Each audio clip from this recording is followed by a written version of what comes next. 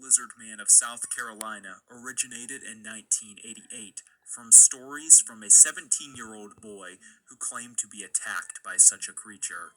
Christopher Davis was driving in the late hours of the night on his way home from work.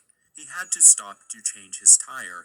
Just as he finished, he saw a 7-foot-tall creature approaching from the nearby swamp.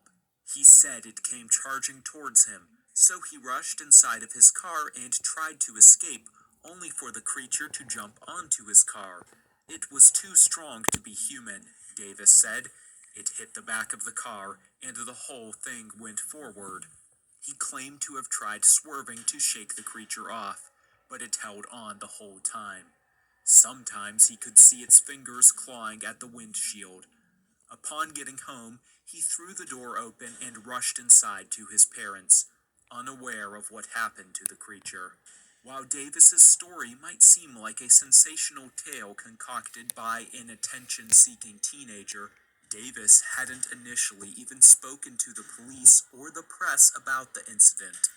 He kept it amongst family and close friends.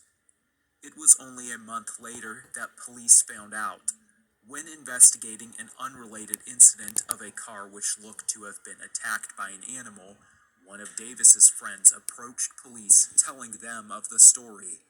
The police got in touch with Davis and his parents, who backed up their son's story as they remembered him rushing to the house in a panic. He described the creature as being 7 feet tall and having red eyes, 3 long fingers, and skin like a lizard. In the following months, Lizard Man mania ensued. Hundreds of interested people arrived in the area to seek out the creature. A radio station offered a $1 million reward to anyone who could capture it, and longtime residents talked about legends of monsters that lived in the swamp. It wasn't long before the small town had their own cryptid sensation.